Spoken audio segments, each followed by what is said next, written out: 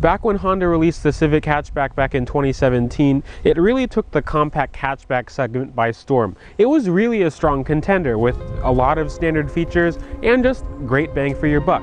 For 2020, Honda actually refreshed the Civic hatchback and added so many more things to it, which I think that 2020 is the year that Honda really started to listen to their customers.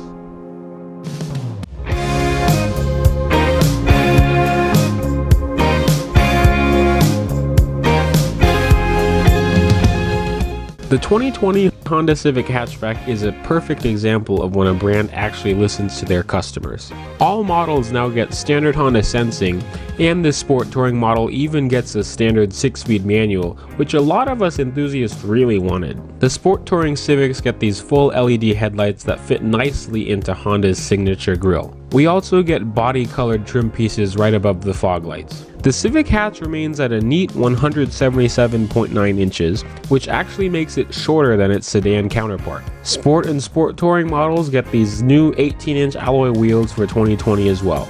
The rear end of the Civic is generally the same as last year, besides the same body color pieces in the lower grille. Sport models also still get the central mounted dual exhaust as well. Trunk space is also the same at a cavernous 25.7 cubic feet of volume and 46.2 cubic feet of volume with the 60-40 split rear seat folded down. The interior of the Civic hatch is relatively similar to last year's model, and interior quality is quite good as well. The seats are really comfortable. It's an 8-way power driver's seat and a 6-way power passenger seat. They're really comfortable. It's the Sport Touring's leather seats. They're kind of supportive. They're not that crazy. If you want something crazy, then you go for the Type R or the SI. The steering wheel is really adjustable. It tilts and telescopes, and it's a nice, small, sporty feeling steering wheel. You have good bolsters on it too. The steering wheel also has a bunch of buttons which are really easy to get used to, and they help you control the car while holding the wheel instead of fumbling with the screen. So just like other Civics, the gauges are digital and they're really easy to look at.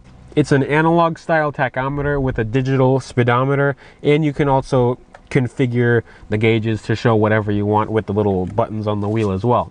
The infotainment of the Civic was refreshed in 2019 for the hatchbacks, and so it uses Honda's newer Civic style infotainment. It's not the Accord or Pilot's infotainment system just yet, but it is kind of snappy. It is just a little bit laggy. Actually, when I was just using it earlier for the B-roll, it was a little bit laggy, but right now it's actually pretty snappy. There's not too much lag. The climate controls have hard touch buttons, but you can also control the climate through the screen as well. The Civic also has Honda's lane watch system on EX models and above, where it shows your passenger side blind spot with just a flip of the turn signal. Civic also has a triple view rear camera that also is standard on EX models and above. The rear seats of the Civic hatchback they're okay. It's average for the compact class. I'm 5'8", 5'9", and my driving position is set on the seat, and I can fit my feet under the seat, and I have maybe 2 inches or so of legroom, and I have good headroom as well too.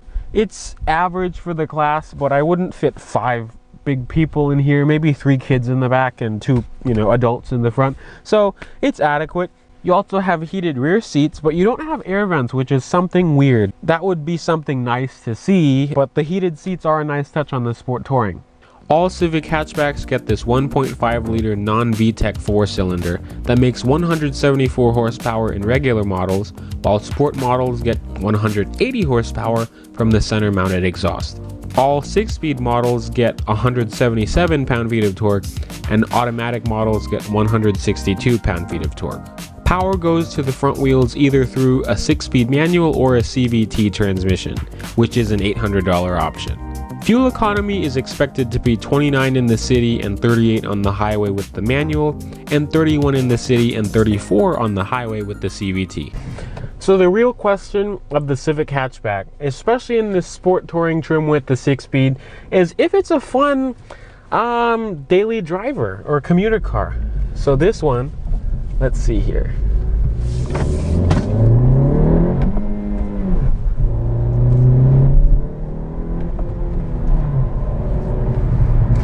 That was a bad shift, I'm sorry. I'm used to my truck.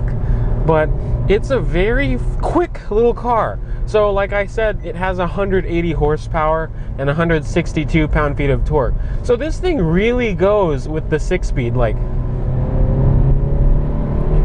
geez, like, I mean, like, it has good pickup. It's really good pickup. And I'm in 3rd gear right now. Now, excuse me if I'm driving stick kind of crappy. Wow, the handling is flat. There is a little bit of lean, but it's not that noticeable. And when you're just driving normally, it's actually pretty smooth as well, too. This is a pretty windy road here. And I'm not even pushing the car because it has standard all-season tires on it, so it's nothing crazy.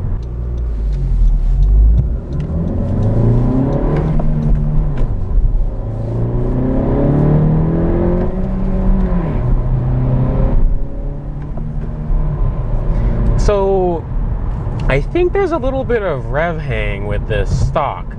There's obviously a tune out already for it, so that makes it, you know, better. I mean, I guess that reduces that rev hang, but it is something I did notice. But the throws are very short, so that's also something I'm getting used to, because my truck, you know, the throws from 1 to 2 are this far out, and then you know, over. So it's kind of interesting. This is the 2nd stick shift car, actually maybe the 3rd or 4th stick shift car that I've driven, but the 2nd one I've actually properly driven. So like I said, sorry, that's why I'm not really driving that aggressively today. The rev hang in this, I think that's what's giving me trouble. There is a decent amount of rev hang with these, and I think Hondas are known for that. At least that's, I think, what I've heard. But there's no doubt about this car being a really fun to drive car, especially for what it is. The Corolla hatchback, you can get a 6-speed transmission with that as well. So, and also the Mazda 3, but I really think that this puts the Mazda 3 not to shame, but the Mazda 3, I'm not sure exactly if it should be worried, but it should. I hope Mazda takes notice of that. But I mean, Mazda already makes a really good product. But the car rides really nice on the highway. It's really smooth. I mean, it's not luxury car smooth, but I don't really feel the bumps. I mean, that's just how well this car drives. I mean, the road is relatively smooth, but I think it's totally fine. Pricing on the Civics is also pretty simple. Civics start at the LX, which is $21,650. Then there's the Sport, which has a standard 6-speed manual and the optional CVT. The EX, which is $24,150. Then the EXL, which is $25,350. And then finally the Sport Touring, which is $28,050, with a standard 6-speed manual and an optional CVT. The Civic hatchback has definitely gotten better over the years, and it'll be really interesting to see what Honda has up their sleeve next time.